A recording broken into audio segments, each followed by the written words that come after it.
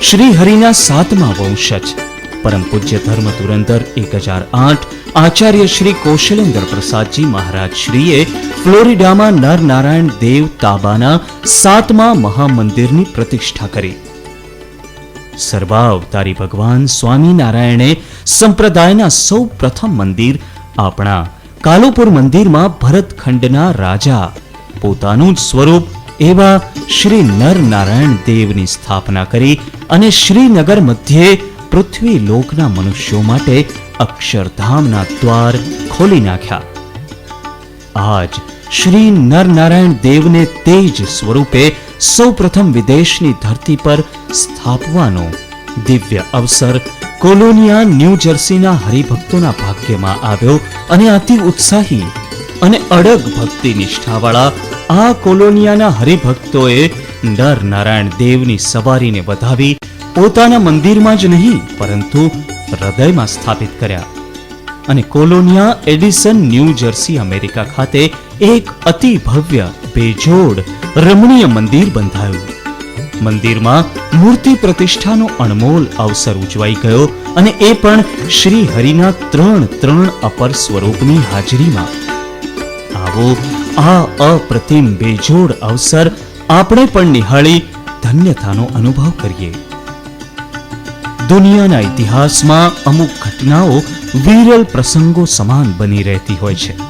ભગવાન શ્રી હરિની કરુણાનો પણ જાણે પાર નથી. ભગવાનના 3 હયાત વંશાવતારો સહકુટુંબ ઉપરોક્ત મહોત્સવમાં સતત અને સળંગ 8 દિવસ સુધી હાજરા હજુર રહ્યા. કહે છે ને કે ભક્તના હૃદયમાંથી નીકળતો ભક્તિનો સાચો સૂર ભગવાનને પણ પોતાની નજીક ખેંચી લાવતો હોય છે. ખરેખર કોલોનિયા અને આખા અમેરિકા તથા દેશ પરદેશથી આવનાર હજારો હરિભક્તો માટે તો જીવનભરના ભાથા સમાન આ પવિત્ર પ્રસંગ સાબિત થયો. હરિભક્તોના ભક્તિભાવનો પણ જાણે કે જોટો ચડે તેમ નહોતો. આધુનિકતાના દરિયામાં ડૂબાડૂબ આ મરજીવા જેવા ભક્તોએ પણ 8 દિવસ સુધી રંગ રાખ્યો.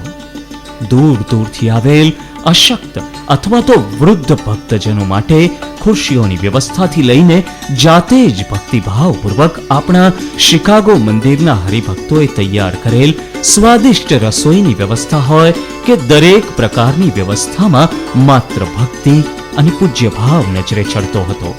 અને આ 8 દિવસના સફળ આયોજન પાછળ હરિભક્તોની મહિનાઓની અથાગ મહેનત સ્પષ્ટ જણાતી હતી. છતાંય દરેક સત્સંગી માત્રના ચહેરા પર થાકનું નામો નિશાન નહોતું.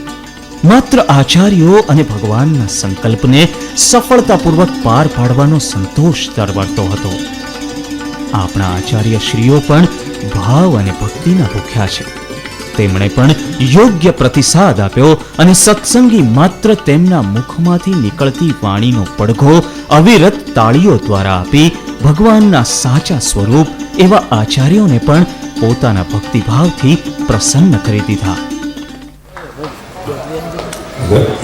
આદરણીય સંતો નંદી યોગેન્દ્રભાઈ, ભારત સત્સંગી બંધુ, આપણા અમેરિકાના સત્સંગમાં એક ઇતિહાસમાં આ પહેલું એવું મંદિર છે કે જે યુવાનોએ મળીને કર્યું છે.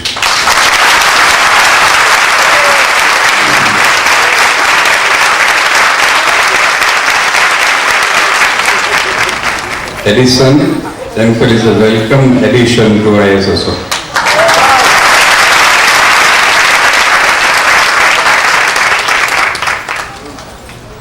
નરનારાયણ દેવ બિરાજમાન થયા છે મધ્યમાં. હમણાં જ ષષ્ઠી પૂર્તિનો ઉત્સવ થયો ત્યારે મેં એક મારા હસ્તાક્ષરમાં નાની બુકલેટ લખી છે. અહીંયા કદાચ આવી છે કે નહીં નાખો છે સાહિત્ય કેન્દ્રમાં.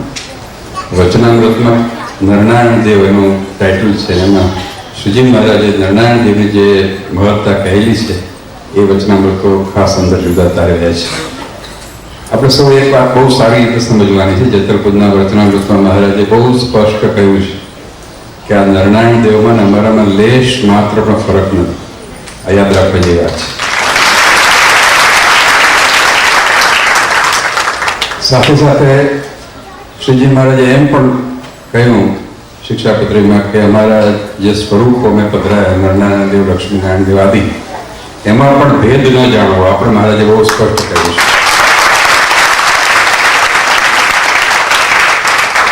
ખાસ યાદ રાખવાની વાત છે. ભેદ પડાવનારા ઘણા હોય છે, પણ આ યાદ રાખવાનું કે નરનારાયણ દેવ, લક્ષ્મીનારાયણ દેવમાં લેશ માત્ર પણ ફેર નથી. અને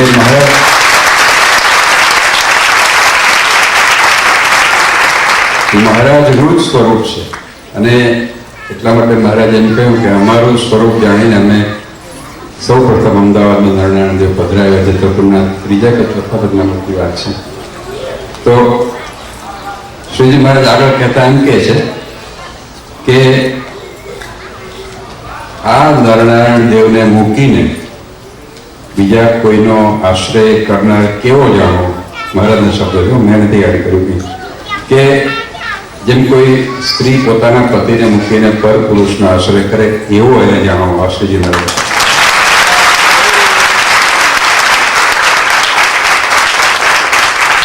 માટે બહુ ભાગ્યશાળી છો કે આપણને આવા દેવ મળ્યા છે અને એનો મહિમા હંમેશા અંતરમાં ઉતારતા રહેજો.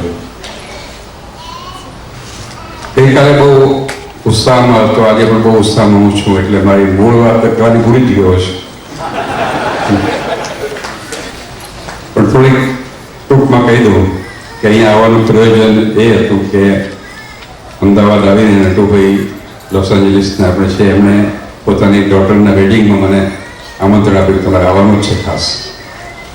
અને આમંત્રણ મેં સ્વીકાર્યું. પછી એમ થયું કે નિવૃત્તિ પછી પહેલી વાર જઈએ છીએ તો ચાલો બધા સત્સંગીઓને મળીએ. આપણે 27 વર્ષ સુખમાં અને દુઃખમાં સાથે રહ્યા છીએ.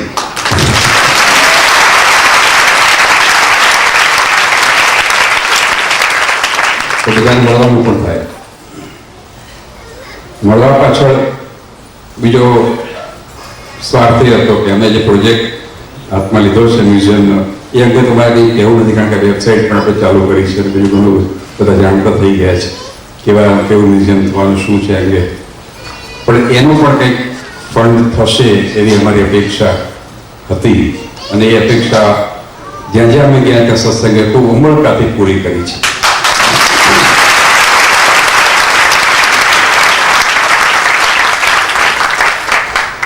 પણ એક વાત બહુ સ્પષ્ટ કરવા માંગુ છું કે પ્રહલાદભાઈની સ્ટોરી છે. એમના ફાધરે મને કહી હતી, એમના પિતાશ્રી હતા ને, મને કે આ પ્રહલાદને મેં મારી ભેંસો વેચીને અહીં અમેરિકા મોકલ્યો છે. ટિકિટના પૈસા નહોતા, ભેંસો વેચીને અમેરિકા મોકલ્યો છે. દ્રષ્ટાંત એટલા માટે આપું છું, એ પ્રહલાદભાઈના પિતા ધારો કંઈ આવ્યા હોય અને પછી પ્રહલાદભાઈ એમ કે હવે તમે જોબ કરો તો રોટલો મળશે.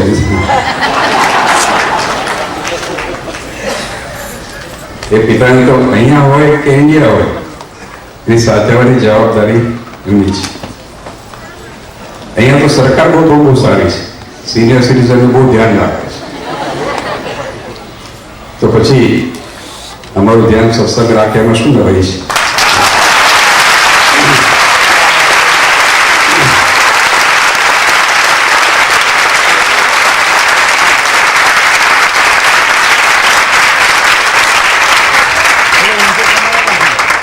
હજી આ વાત અધૂરી છે.